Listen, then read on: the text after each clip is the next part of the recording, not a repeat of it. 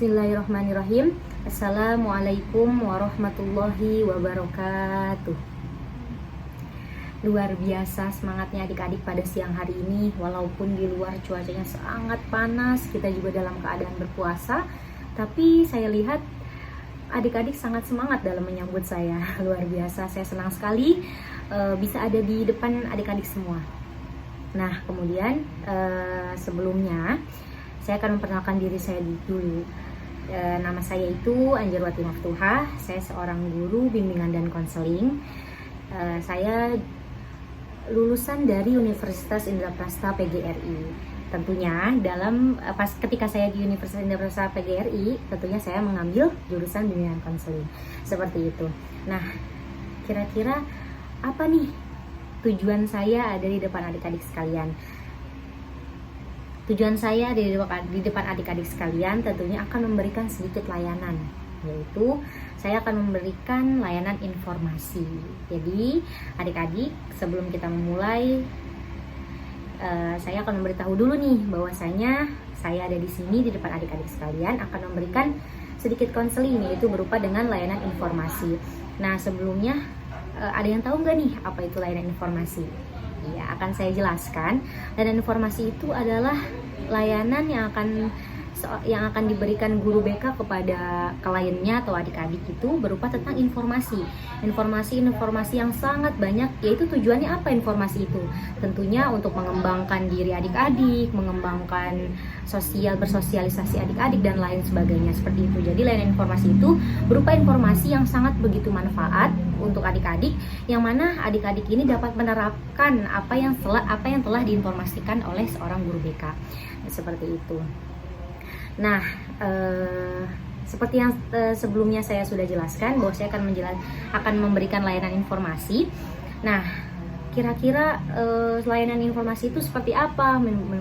Menginformasi tentang pemahaman diri, tentang bagaimana kita bersosialisasi, dalam bagaimana kita berakhlak yang baik, berakhlak kepada yang kecil pun ada tata caranya, apalagi berakhlak sama orang yang lebih tua atau lebih dewasa daripada kita. Nah, tentunya berakhlak itu nggak cuman berbuat baik itu berarti berakhlak. Akhlak itu banyak banget, dengan cara kita bersikap, dengan cara kita berbicara, dengan cara kita bertoleransi atau lain sebagainya, itu juga bisa dinamakan dengan akhlak yang baik atau akhlak mahmudah, seperti itu. Nah, seperti yang sudah saya singgung barusan, jadi layanan informasi hari ini yang akan saya berikan kepada adik-adik yaitu bertemakan judul berakhlak sesuai ajaran Nabi Muhammad SAW. Seperti itu. Seperti yang kita tahu bahwa Nabi Muhammad pernah bersabda, innama bu'istu liutammima makarimal akhlak, bahwasanya kata Nabi Muhammad, aku ini diutus ke muka bumi ini untuk menyempurnakan akhlak. Seperti yang kita tahu sebelumnya itu adalah zaman jahiliyah, di mana zaman jahiliyah itu bisa kita katakan jahil itu artinya kebodohan. Kebodohan itu sehingga membuat para manusia ini tidak memiliki akhlak. Akhirnya Nabi Muhammad diutus oleh Allah Subhanahu wa taala untuk menyempurnakan akhlak. Nah, apa manfaatnya dari kita mengetahui atau mengenal informasi seputar akhlak tentang Nabi Muhammad ini? Tentu banyak banget. Yang pertama, kita bisa lebih diterima di kalangan masyarakat. Kita bisa lebih diterima, kita bisa menghargai sesama manusia, sesama orang yang berbeda agama, sesama teman, sesama adik, sesama orang yang lebih tua. Itu banyak banget manfaatnya. Kita juga kalau orang yang berakhlak itu pasti disenangi banyak orang, bener nggak? Kalau misalkan orang yang nggak berakhlak, nggak punya adab, nggak punya etika, mana ada orang yang mau berteman dengan dia gitu. Jadi tentu saja kalau misalnya di sini ada adik-adik yang merasa kok saya tidak diterima di kalangan teman-teman saya, atau adik-adik di sini sekalian ngerasa kayak ada yang aneh atau apa. Nah, ini bisa kita jadikan tolak ukur atau koreksi untuk diri kita, kira-kira kita sudah berakhlak dengan baik atau belum. Nah, tentunya adik-adik di sini juga pasti sedikit ada yang belum sadar, ternyata yang saya lakukan ini adalah akhlak yang tidak baik gitu. Jadi di sini saya akan memberikan informasi seperti apa kiat-kiat cara kita berakhlak, bagaimana sih akhlak yang sebenarnya itu, terus hal-hal kecil apa sih yang sering kita lupakan padahal itu adalah akhlak yang baik, dan hal-hal kecil apa sih yang sering kita sepelekan padahal itu adalah akhlak yang buruk. Jadi seperti itu teman-teman, adik-adik sekalian, bahwasanya berakhlak itu menguntungkan diri kita sendiri dan menguntungkan orang lain. Sekarang kita seperti ini, jikalau kita tidak diperlakukan tidak baik oleh seseorang misalkan karena akhlak dia yang tidak baik, tentu itu merugikan diri dia dan merugikan diri kita.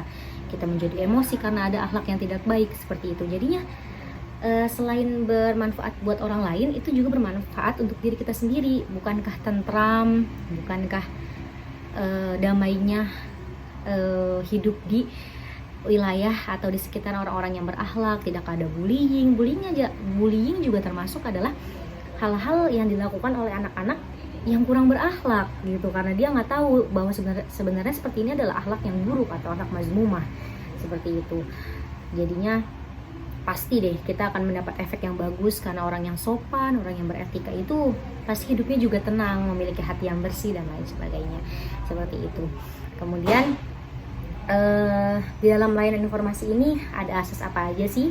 Tentunya di dalam layanan informasi ini ada banyak sekali asas ya. Terutama yang pertama itu adalah asas keterbukaan, dimana adik-adik di sini jika ingin bercerita, berkeluh kesah tentang temannya yang tidak berakhlak atau diri dia sendiri yang mungkin orang-orang nggak tahu, tapi dia bertanya-tanya, ini saya kok kenapa gitu.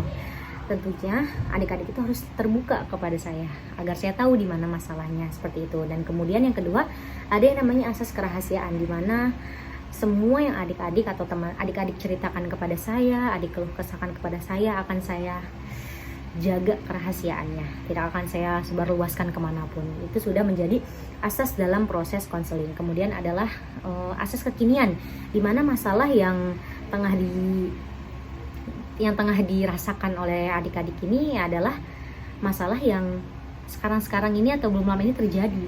Jangan yang 10 tahun yang lalu adik-adik ceritakan di sini, itu udah beda cerita seperti itu, oke? Nah kemudian dalam proses konseling layanan informasi ini, kita sesuai topik kita yaitu tentang berakhlak. Tentunya dalam menjalankan prosedur ini pun kita mempunyai tata krama, dimana ketika layanan sedang saya berikan atau sudah dimulai, hendaknya adik-adik mendengar dengan saksama, menghormati yang tengah saya jelaskan gitu, tidak bercanda, tidak memukul-mukul meja atau bercanda dengan temannya. Itu adalah sebuah tata krama, atau itu adalah awal mula nih kita akan mempraktekkan bagaimana kita berakhlak seperti itu. Nah baik, sekiranya sudah cukup ya yang saya berikan informasi tadi. Apa tujuan saya di sini, apa layanan yang akan saya berikan, topik apa yang akan saya berikan sudah jelas.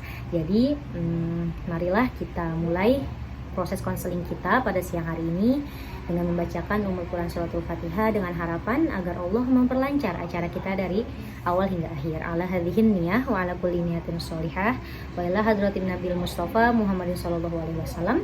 Al-Fatihah. Doa selesai. Baik adik-adik sekalian, jadi topik yang akan kita bahas pada siang hari ini yaitu bertemakan dengan berakhlak sesuai ajaran Rasulullah Shallallahu Alaihi Wasallam. Nah sebelum kita mengkaji lebih jauh tentang akhlak, kita harus tahu dulu apa sih itu pengertian dari akhlak tersebut. Nah definisi dari akhlak itu adalah sesuatu perbuatan yang dilakukan oleh manusia dalam kehidupan sehari-hari dengan cara spontan tanpa pertimbangan sekalipun. Nah dengan cara spontannya itu manusia akan otomatis dia melakukan perbuatan yang baik atau buruk gitu. Makanya kita sebagai manusia juga harus perlu belajar banyak-banyak biar kita perbuatan yang kita tidak pertimbangan atau spontan itu menjadi akhlak yang baik, bukan akhlak yang buruk seperti itu. Nah akhlak itu terbagi menjadi dua, ada yang namanya akhlak wad'iyah, ada yang namanya akhlak Islam. Nah akhlak wad'iyah itu adalah akhlak yang diciptakan oleh manusia sendiri, yaitu dengan cara norma-norma manusia, atau dengan cara misalkan nih di suatu negara itu pasti ada norma yang harus kita lakukan. Nah dimana kalau misalkan kita tidak melakukan itu, berarti kita akan mendapat hukuman. Nah itu sedikit dari pengertian bahwa akhlak wad'iyah itu seperti itu. Nah sedangkan akhlak Islam adalah akhlak Islam yang dianjurkan oleh Allah Subhanahu wa Ta'ala, kemudian diturunkan kepada Nabi Muhammad, atau bisa kita Nah, sering kita dengar mah bahwasanya Nabi Muhammad gitu, apa yang dianjurkan oleh Nabi Muhammad SAW itu adalah akhlak yang akhlak Islam namanya. Nah, di mana dalam akhlak Islam itu pun ada hukumannya, yaitu hukumannya dari Allah Subhanahu wa taala. Tapi kita tidak langsung dihukum gitu, tapi itu pasti akan ada hukumannya akhlak-akhlak tersebut. Akhlak-akhlak itu banyak ya, akhlak Islam, akhlak dalam Islam contohnya dalam berzina, berakhlak kepada akhlak, misalnya berzina itu adalah akhlak mazmumah atau akhlak yang buruk. Kita berbakti kepada orang tua berarti itu adalah akhlak yang mahmudah. Nah, kemudian dalam akhlak Islam itu juga terbagi dua macam. Ada yang namanya akhlak mahmudah, ada yang namanya akhlak mazmumah. Di mana akhlak mahmudah ini artinya atau maknanya itu adalah akhlak terpuji. Sedangkan akhlak mazmumah ini maknanya adalah akhlak yang tercela. Nah, akhlak mahmudah ini adalah akhlak yang Nabi Muhammad tentunya ajarkan kepada kita, yaitu perbuatan-perbuatan baik. Contohnya berbakti kepada orang tua, berbakti kepada guru. Bagaimana ada sebuah hadis, man la yarham la yurham, barang siapa yang tidak menyayangi maka tidak akan disayangi. Barang siapa yang tidak bisa menyayangi orang yang lebih mudanya, maka dia juga tidak akan disayangi. Barang siapa yang tidak menghormati yang lebih tua, maka dia juga tidak akan dihormati. Jadi akhlak itu seperti hukum timbal balik gitu. Bagaimana kita berbuat kepada seorang, begitu juga seorang akan berbuat kepada kita. Makanya jika misalkan ada orang yang berbuat buruk kepada kita, kita harus itu introspeksi diri, kira-kira kita berbuat hal yang sama nggak kepada seseorang gitu. Jadi sebenarnya kalau misalnya kita pengen mengukur akhlak itu baik atau buruk, itu sebenarnya gampang. Di saat kita ngerasa kayak gitu, oh kok dia kayak gitu banget gitu, itu kan nggak banget ya, berarti itu adalah akhlak yang buruk. Misalkan dalam hati kalian itu berpikir kayak, ini kayaknya nggak bagus deh, kayak ada keraguan, dan pasti hati kecil berbicara kalau ini adalah hal yang buruk gitu, berarti udah termasuk ada yang namanya akhlak. Jadi gitu sebenarnya, mempertimbangkan akhlak ini baik atau buruk itu sebenarnya gampang. Nah, kayak gitu. Nah, akhlak mazmumah itu adalah akhlak yang tercela. Jadi akhlak yang tercela itu adalah akhlak yang dibenci Rasulullah, misalkan dengan cara berzina gitu, tidak menghargai orang, tidak menghargai teman, tidak menghargai guru, tidak hormat kepada guru gitu. Misalkan banyak banget sih ya akhlak-akhlak yang nggak bisa kita sebutkan lagi deh, saking banyaknya akhlak yang mazmumah itu tuh, saking banyaknya kayak gitu. Jadi toleransi kepada beda agama itu juga sama dengan kita berarti berakhlak mahmudah gitu. Artinya kita menghargai perbedaan keyakinan. Jangan malah jadikan olok-olok. Kita itu orang berpendidikan gitu. Adik-adik di sini tuh adalah orang berpendidikan, di mana semua yang kita ucapkan atau yang keluar dari lisan kita itu adalah menjadi tolak ukur bagaimana kepribadian diri kita. Misal adik-adik nih sering berkata kasar, wah berarti udah tahu kepribadian adik-adik ini seperti apa gitu. Jadinya tentunya kita berakhlak mahmudah atau berakhlak terpuji itu memberikan manfaat kepada kita. Jadi bagaimana orang menilai kita kan hidup itu bersosialisasi, membutuhkan manusia yang lain. Jadi nggak mungkin ya udahlah pengennya hidupnya bebas, nggak mau ada aturan, nggak mau ada berakhlak yang baik gitu. Ingat suatu saat nanti dalam keadaan kita meninggal pun kita membutuhkan orang. Nggak mungkin adik-adik sekalian atau kita semua itu meninggal terus ngegali kuburnya sendiri, kan nggak mungkin. Nah, itu adalah fungsi akhlak yang baik. Mana ada sih orang yang punya akhlak baik tapi tidak banyak teman? Mana ada sih orang yang punya akhlak mahmudah tapi tidak disayangi oleh temannya, oleh gurunya, oleh orang-orang di sekelilingnya, seperti itu. Sampai-sampai ada ungkapan tuh kayak, lebih baik orang beradab tapi dia tidak berilmu ketimbang dia berilmu tapi tidak beradab. Karena nanti yang lebih bermanfaat untuk dirinya adalah orang yang beradab ini gitu. Karena saking pentingnya beradab itu gitu. Ngapain punya ilmu tapi adabnya nggak ada, ngapain punya ilmu tapi nggak bisa menerapkan ilmunya. Lebih baik tidak mempunyai ilmu sama sekali tapi memiliki adab yang luar biasa. Sampai zaman-zaman dahulu itu banyak banget cerita kayak di sebuah pesantren gitu, misalkan ada murid yang selama